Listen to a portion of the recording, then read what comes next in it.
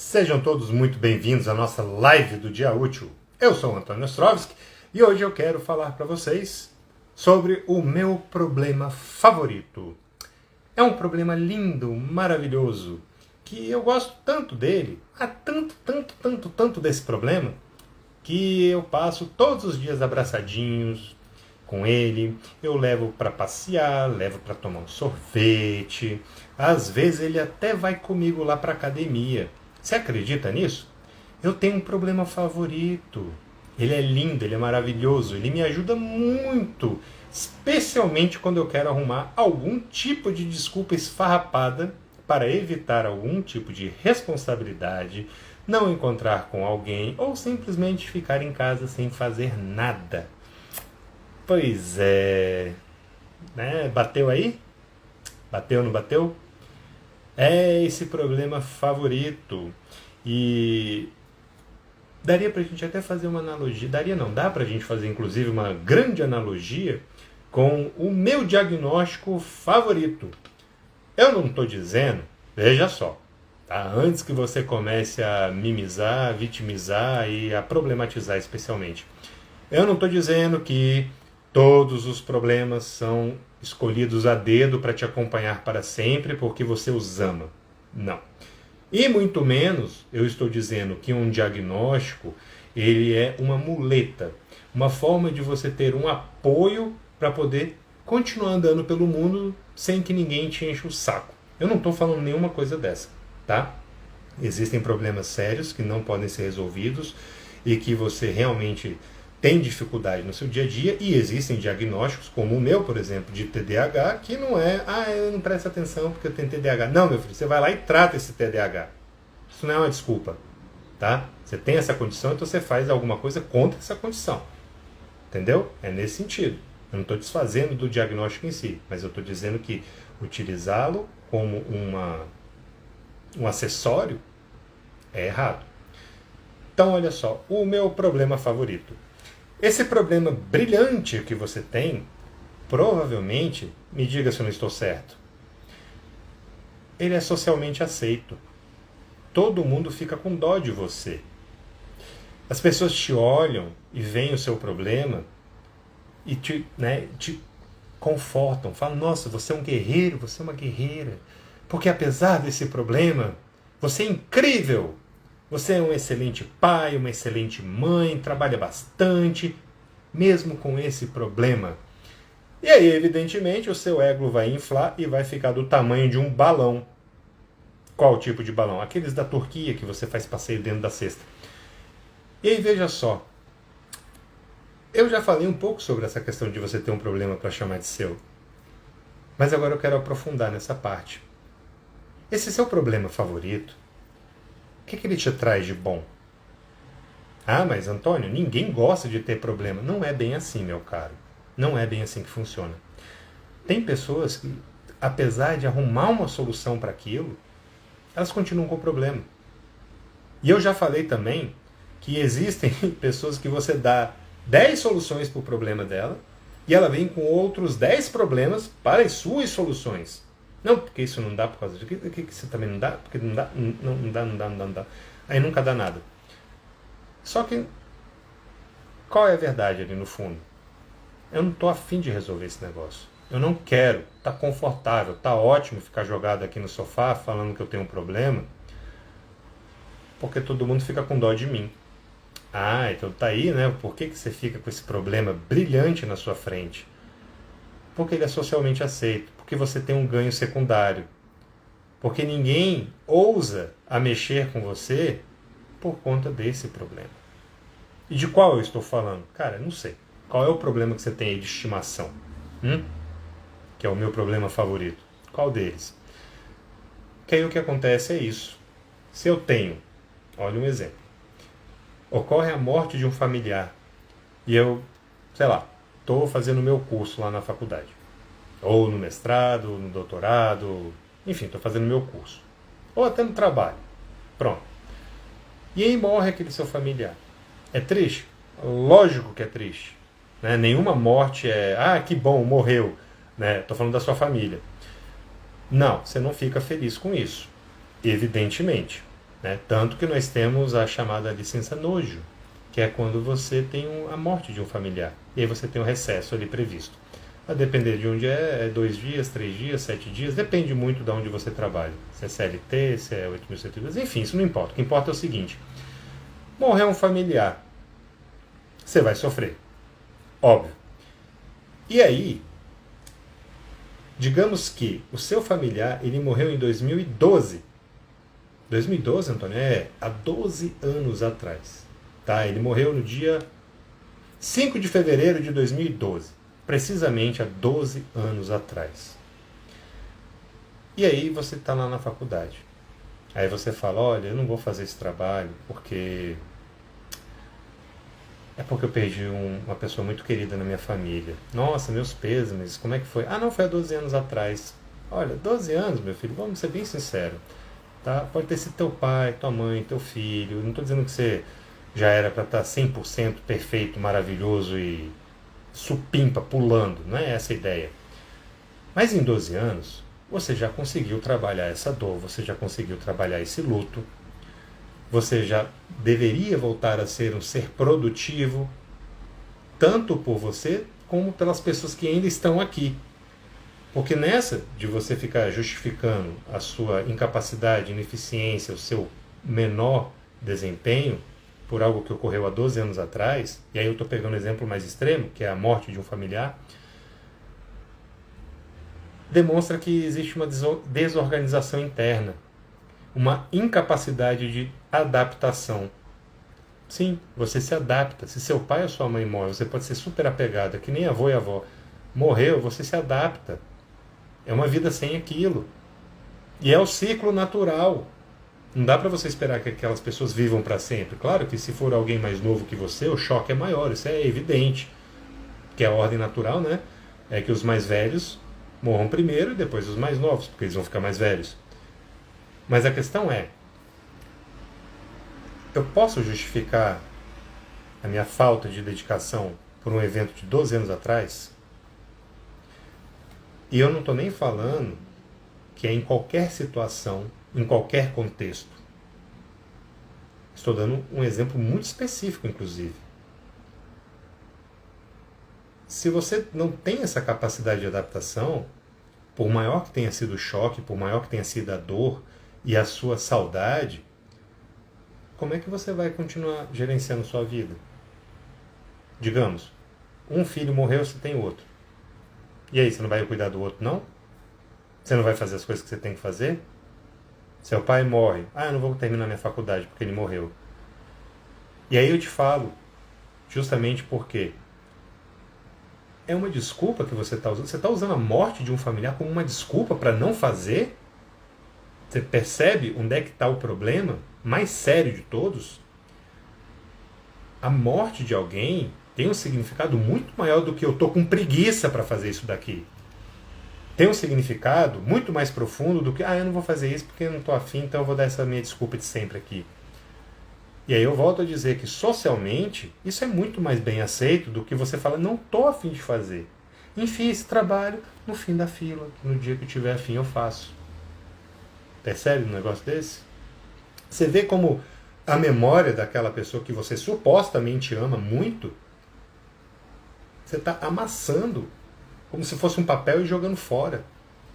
Nossa, foi a pessoa mais importante da minha vida, faleceu.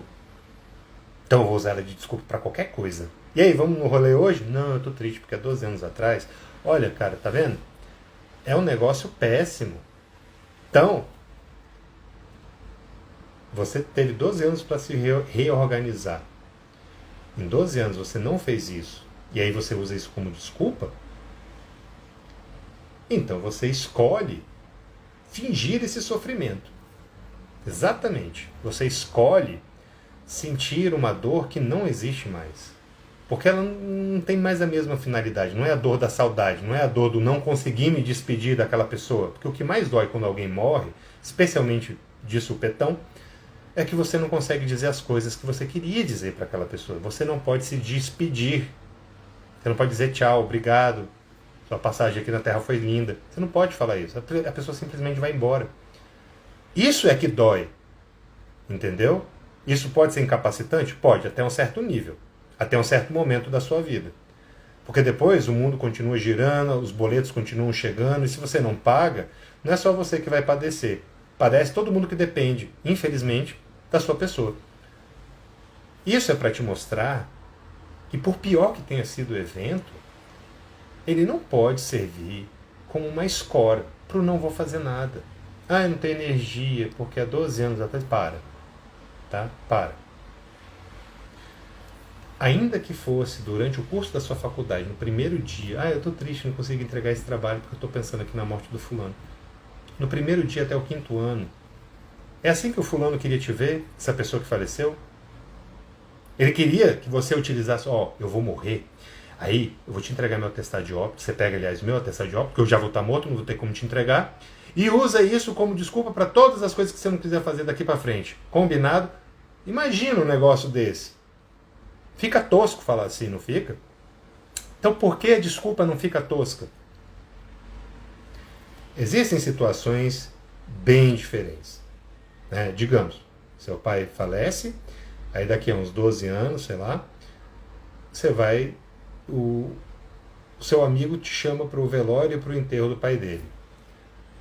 É complicado? É, sim, senhor. É muito complicado.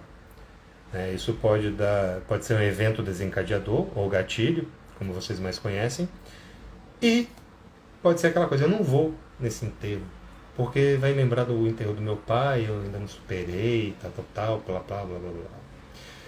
Pois é, fera, mas aí agora a gente está em um outro problema, um egoísmo. Você não está indo lá para prestigiar o morto, você está indo lá para prestigiar o vivo, para dar o suporte para ele. Falar, cara, eu passei por isso, é muito doloroso. Vim só te dar um abraço. Eu não dou conta de ficar aqui, porque lembra muito quando foi a minha vez, mas eu só vim aqui te dar um abraço e falar que, sei lá, se você precisar, conta comigo. Não tem muito o que dizer nessa hora também, né? Não tem nenhum tipo de palavra. Ah, você tá triste? Não fica triste. Ah, que bom que você falou, agora eu tô feliz. Não acontece assim. Então você vai lá pela outra pessoa. Entende? Quando eu falo de meu problema favorito, não é só a morte, não. Ah, eu tô com uma dor no corpo, eu não consigo nem fazer o café da manhã para as pessoas aqui em casa. Você pode fazer hoje? Esse você pode fazer hoje se protrai no tempo até, sei lá quando. Fica uns 2, 3 anos assim. Cadê o ganho secundário aí? Bom, se eu falo que eu tô com dor, todo mundo sabe que eu tenho um problema nas costas, então dá para manter. Será que em 2 anos consecutivos, todos os dias você estava com exatamente o mesmo nível de dor? Ou tinha algum dia que, não, hoje dá para eu ir lá e fazer esse café da manhã para todo mundo aqui em casa. Hoje realmente eu consigo. E não é só isso. Não é só eu vou fazer algo por alguém. Ou eu tenho que fazer algo, seja do trabalho, seja da faculdade. Cara, o contrário também. Eu com essa dor, tadinho, você tá com dor, você quer alguma coisa? Você tá precisando? Quer que eu vá até aí? Olha o ganho secundário. Olha o tanto de atenção que eu ganho quando eu digo, gente, hoje, olha, eu não gravei nenhum stories hoje porque eu tava passando mal, eu tava deitado no sofá com uma dor de cabeça tão incrível que eu achei que minha cabeça fosse explodir. Deve ser dengue, deve ser covid, deve ser chikungunya. Deve ser um monte de coisa, tudo junto, misturado. Foram 3 muriçocas que me pegaram, cada uma com uma doença diferente. Eu estava aqui, padecendo. Cara, as pessoas vão te dar atenção porque você é legal, porque você é interessante, porque elas querem a sua presença. Não é porque você tem um problema. Não, eu vou lá no Antônio porque ele sofre de dor nas costas e como ele não pode vir até aqui, nós vamos até lá. Sinceramente. E aí, olha só, a questão de você acreditar, tá? A mente tem um poder muito forte sobre o seu corpo. Tanto que na Segunda Guerra Mundial, os relatos de histeria, cegueira histérica, melhor dizendo, eram bem frequentes. O que é a cegueira histérica? 2 pontos. A pessoa simplesmente parava de enxergar. Não estou vendo nada, estou cego, não vejo cores, não vejo luz, não vejo nada, estou cego. E, a partir dos exames que eram feitos com a tecnologia da época, o médico falava, olha, não tem nada de errado com os olhos dessa pessoa. Ela deveria estar enxergando, mas ela não está. E por que ela não enxergava? Por conta dos horrores da guerra. Simplesmente o corpo, a mente falava, não, bicho, não dá mais não. Chega, eu não quero mais ver nenhuma atrocidade na minha frente. E aí desligava. Simplesmente desativava a visão. A mente fez isso. Assim como em muitos casos de acidente, quando você pergunta para a pessoa, especialmente as seguradoras para entender a dinâmica do acidente, como é que foi? Como é que você bateu o carro? O que aconteceu ali? Ah, não lembro. Estava dirigindo, olhei para o lado, aí eu vi uma luz na minha frente e não lembro de mais nada. O cérebro te protege. Fala, nossa, isso aqui você não vai precisar ver não, meu filho. Pode tampar os olhinhos aí agora, porque isso aqui eu vou jogar na zona, ou você não vê, ou eu jogo na zona do esquecimento. Esse é o poder da mente. E o que cargas d'água tem a ver com o meu problema favorito? Bom, meus senhores, minhas senhoras, uma mentira contada 1000 vezes, ela não se torna uma verdade, mas ela começa a ser acreditada como uma verdade. E eu sei que essa frase ficou feia, mas eu não estou nem aí. Quanto mais você conta uma mentira, mais verdadeira ela parece. Mas ela só parece porque ela nunca será uma verdade, porque ela é uma mentira. Muito bem. Se eu tenho um problema favorito e acredito piamente que eu tenho esse problema, é capaz de eu desenvolvê-lo? Dependendo do tipo, pode até ser. Eu não consigo, sei lá, eu tenho que andar mancando. Eu estava com uma dor e aí agora tá até melhor a dor, mas eu vou continuar mancando, né? Porque as pessoas estão me olhando de uma forma mais bonitinha, estão me acolhendo mais nos lugares. Deixa eu passar na frente, abre a porta para mim, pergunta se eu quero sentar, não preciso mais ficar em pé quando eu estou andando por aí, né? E tem lugar para sentar, então alguém levanta, eu sento. E aí aquela sua crença de que essa perna realmente não funciona, olha, tá? É muito diferente do vou mentalizar que estou com um protetor solar no corpo e ficar meio-dia embaixo do sol na praia. Você vai virar um pimentão. Você vai ter ali uma insolação, tá? Porque não adianta você mentalizar que seu corpo tem melatonina suficiente para se proteger do sol. Não vai rolar. E se você duvida, tente. Tá? Mas já compra lá um Caladril para você passar depois. Então você realmente acredita que a sua perna não tem aquele funcionamento. Todo o resto do seu corpo vai começar a andar como se aquela perna fosse defeituosa. Você começa a acreditar que aquela perna é defeituosa. Aquela perna começa a se comportar como se ela efetivamente fosse defeituosa. Ah, daí vem alguém e faz um milagre de te curar. Não.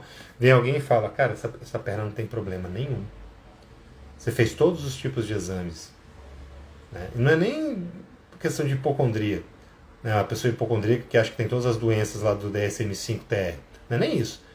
A questão é que ela acredita tanto que ela tem uma deficiência naquela perna, obviamente é o tipo, né, meu filho? Não é, eu sou paralisado da cintura para baixo.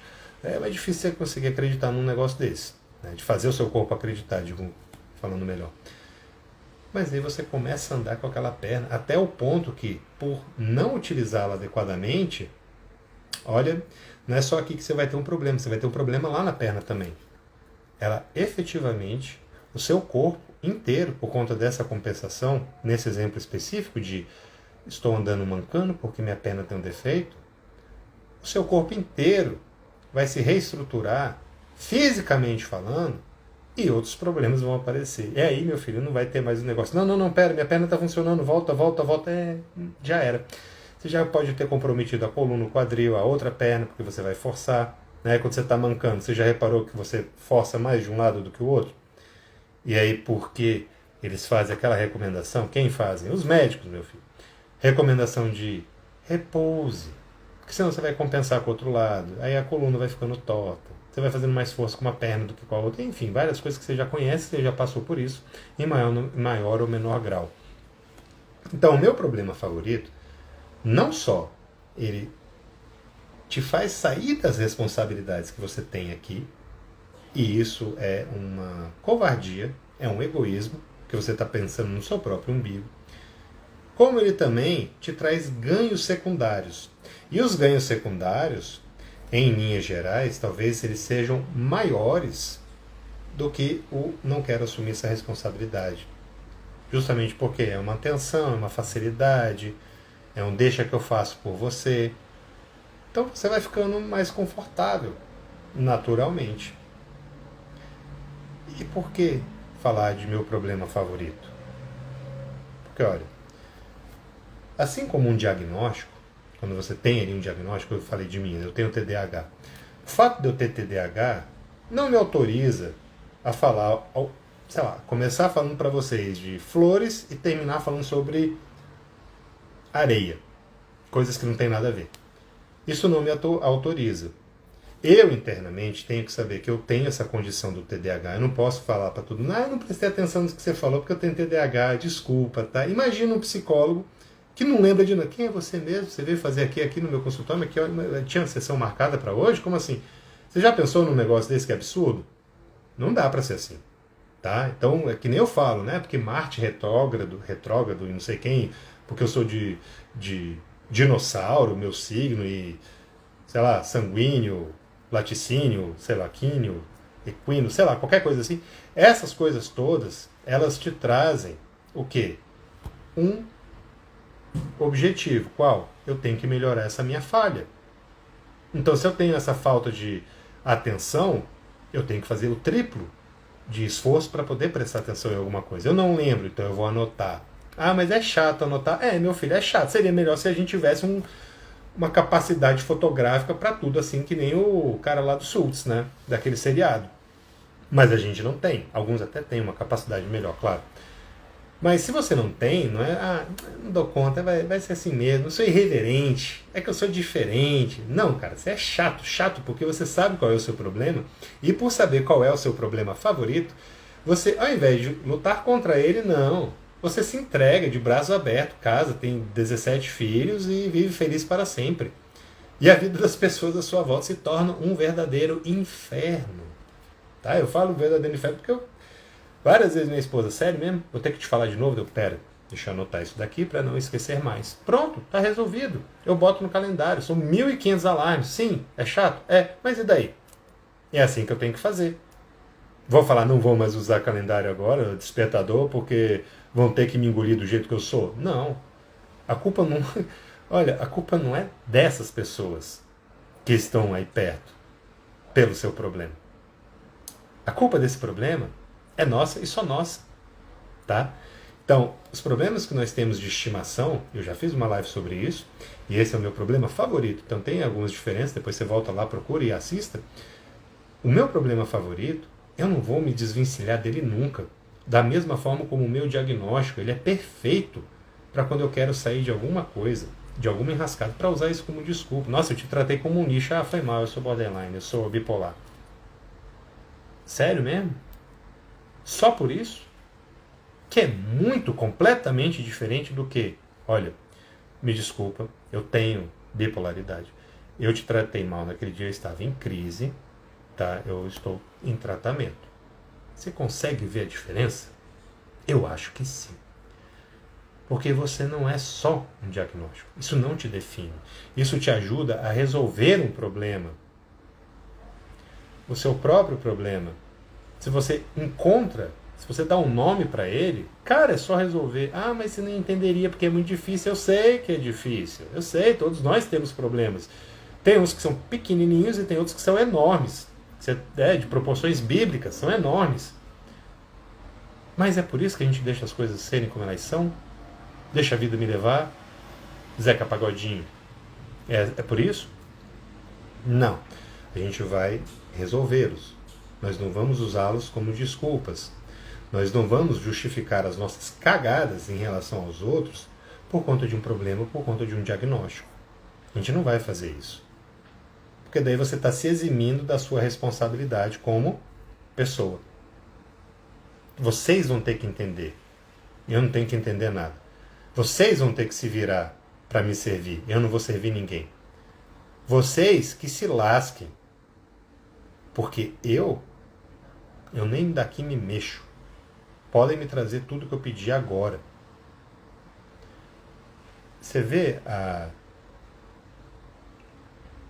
como é que eu posso colocar? A grandiosidade da situação, só que de uma forma extremamente negativa, porque ela é negativa.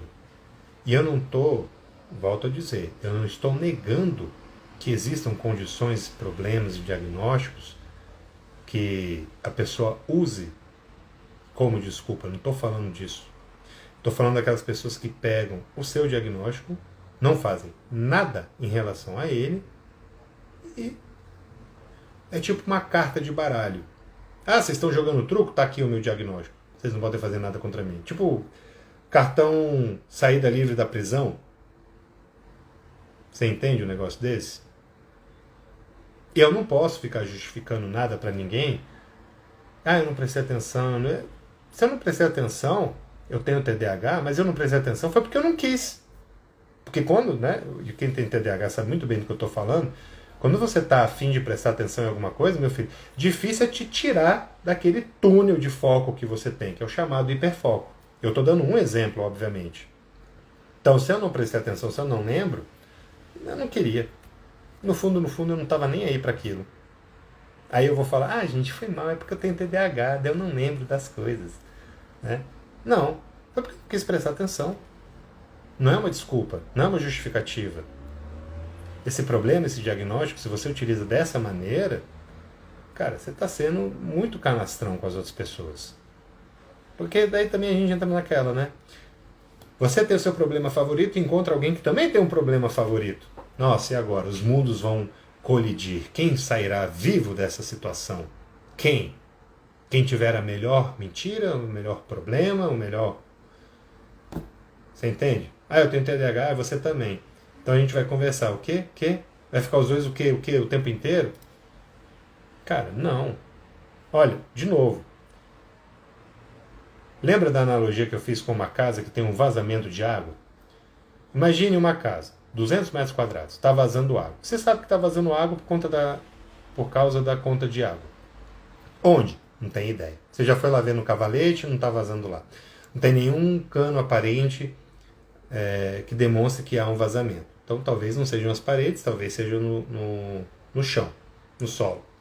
Talvez.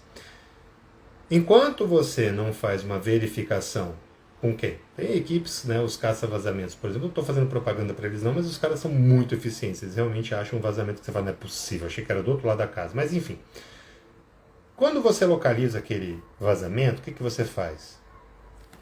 Você quebra o chão, por exemplo, conserta aquele cano, fecha, passa ali o cimento, contrapiso, bota o azulejo, o porcelanato, seja lá o que for, pronto, resolvido o problema, não tem mais a conta de água tão alta, certo? E o que são os nossos problemas e os nossos diagnósticos?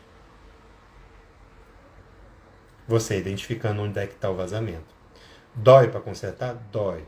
Dói porque você tem que abrir uma parte sua, você tem que enfrentar aquela dor, você tem que tomar conta dela, você tem que estar na sua presença.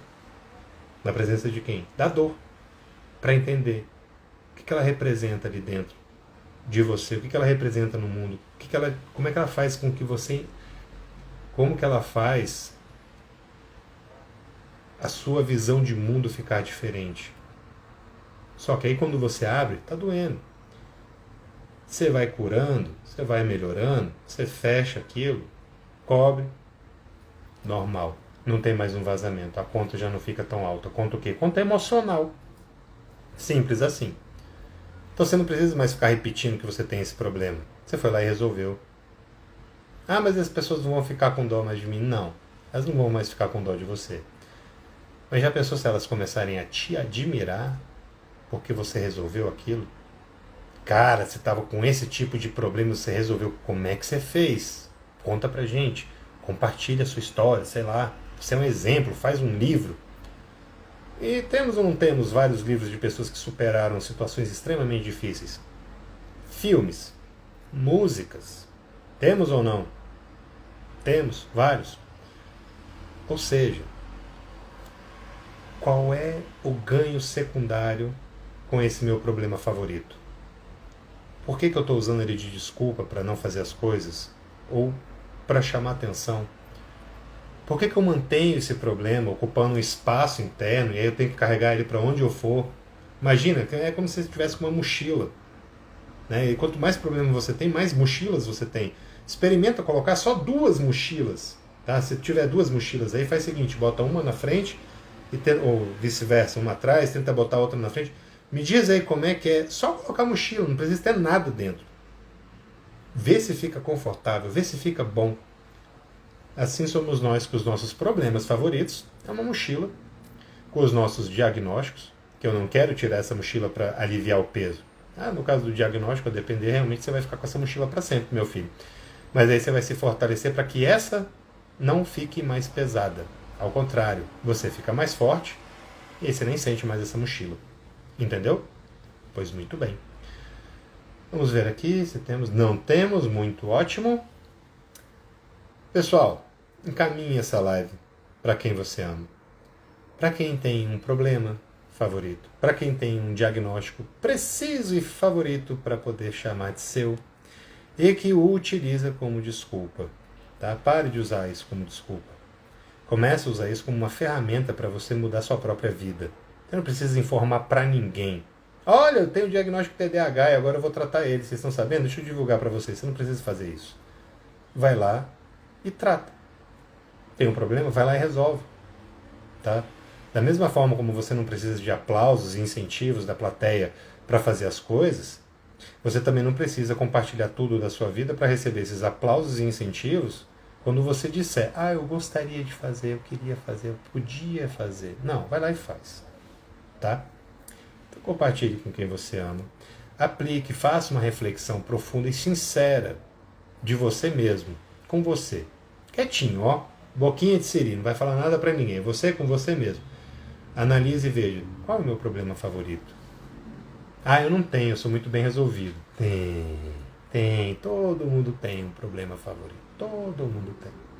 Porque todos nós temos ganhos primários e secundários de qualquer atitude, de qualquer problema, de qualquer situação. Sempre temos, sempre.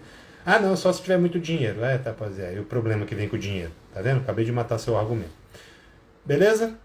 Pois muito bem, então. Agradeço a todos pela presença e nos vemos na próxima live do Dia Útil. Até lá.